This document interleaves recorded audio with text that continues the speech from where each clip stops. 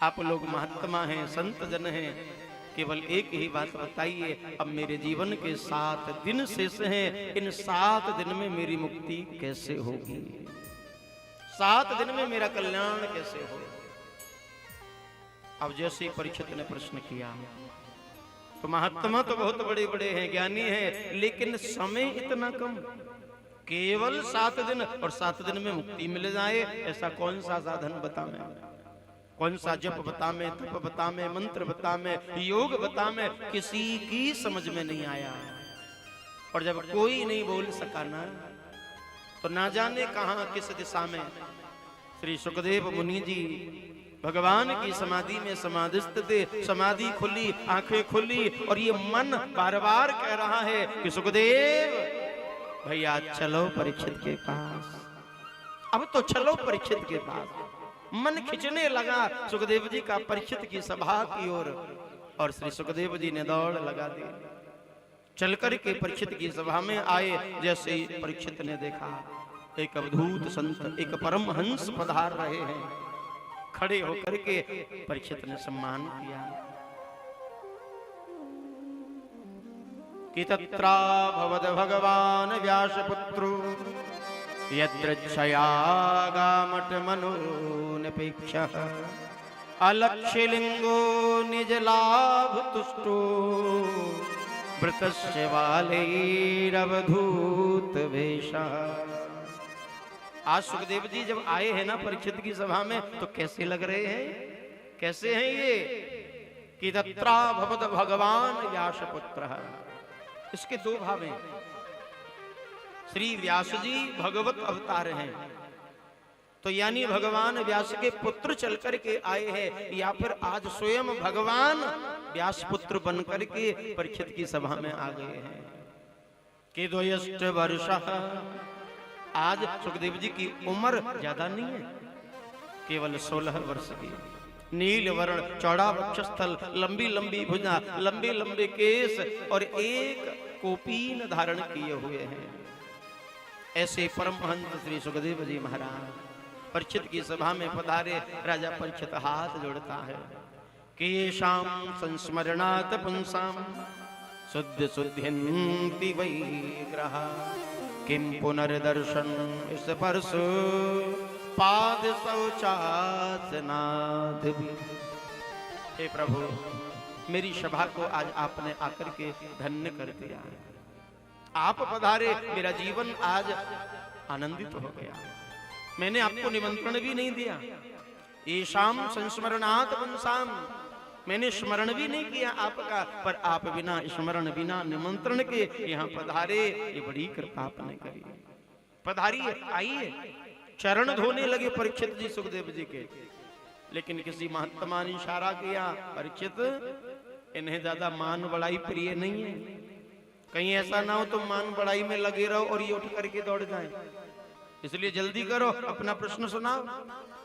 जल्दी से परीक्षित ने चरण धो करके सामने बैठ करके अपना प्रश्न सुना दिया कि अतः पृच्छामि संसिद्धिम योगिनाम परमं गुरुं पुरुषस्य यत् कार्यं म्रियमाणस्य सर्वथा।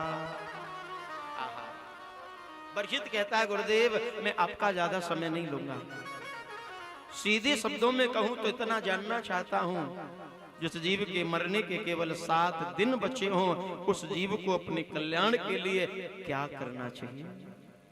कौन सा साधन करे, कौन सा तप करे, जिससे उसकी मुक्ति हो जाए?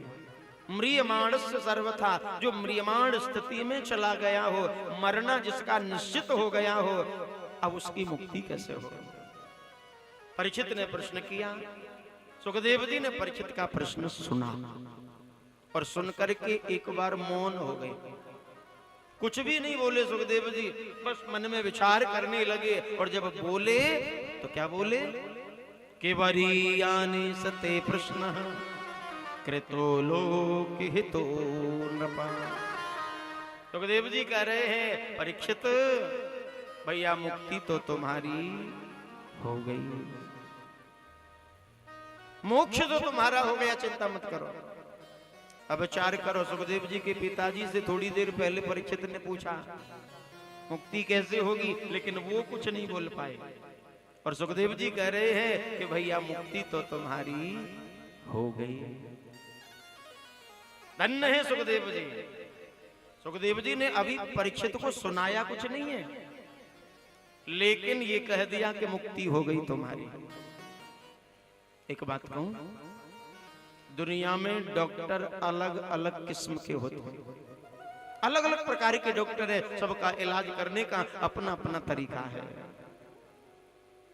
एक डॉक्टर ऐसे होते हैं कि जरा सा खांसी जुकाम लेकर के कोई व्यक्ति जाए और जरा सा डॉक्टर के आगे खांसने लगे तो डॉक्टर ऐसी बड़ी बड़ी बातें करता है, अरे तुम कब से खांसी को लेकर के पड़े हो, इतने दिन हो गए, इतने सप्ताह बीत गए, टीबी हो गया लगता है, अब तो इलाज चलेगा, लंबा कोर्स होगा, बहुत पैसा लगेगा, इसमें तो इंजेक्शन मंगाने पड़ेंगे। अब व्यक्ति बीमारी से मरे या ना मरे, लेकिन डॉक्टर की बात सुनकर के हार्ट अटैक आके जरूर मरेगा, इतना डरा देते हैं।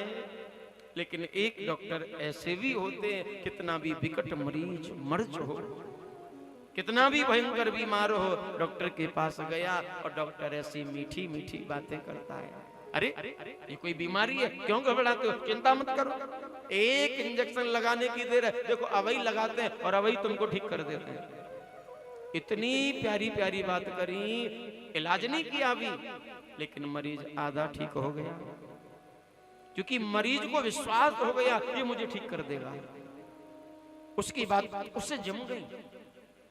तो इलाज करने का जैसे अपना अपना तरीका है, ऐसे ही सुखदेव जी ने अभी किया कुछ नहीं, लेकिन सबसे पहले परीक्षित के मन में जो मरने का भय था, मरने का डर था कि 7 दिन में मर जाऊंगा, कैसे कल्याण होगा, उस डर को निकाला और कहा कि मुक्ति तो तुम्हारी हो गई, चिंता मत करो।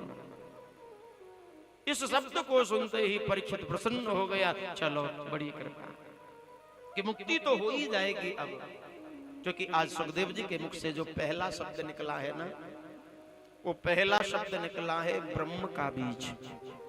क्या शब्द निकला? बरीयाने शते प्रश्न। पहला शब्द निकला बा अक्षर, और ये बा अक्षर ब्रह्म का बीज है। संसार में दो ही तरह के आनंद होते हैं, एक विषयानंद और एक ब्रह्मानंद। जो लोग विषय भोग में अटके रहते हैं, संसार के भोगों में आनंद लेते हैं, वो विषयी पुरुष हैं। और एक बोले विषयों से ऊपर उठ करके केवल ब्रह्म के चिंतन में लीन रहकर ब्रह्मानंद में मस्त रहना, वो ब्रह्मानंद कहलाता है। तो सुखदेव जी ब्रह्मानंद में तो लीन रहते, इन्हें विषयी पुरुषों से कुछ लेना देना नहीं, विषय के भोगों से कोई इन्हें मतलब नहीं। हर समय ब्रह्मानंद में मस्त रहने वाले, तो जिनके अंदर ब्रह्मानंद ही भरा पड़ा है, तो अंदर जो भरा पड़ा है वही तो बाहर आएगा। किसी ने कहा कि सुना है आज महफिल में बड़ी रफ्ता भरी होगी, सुना है आज महफिल में बड़ी रफ्ता भरी होगी, पर मुंह से वो निकलेगी जो दिल में भरी होगी।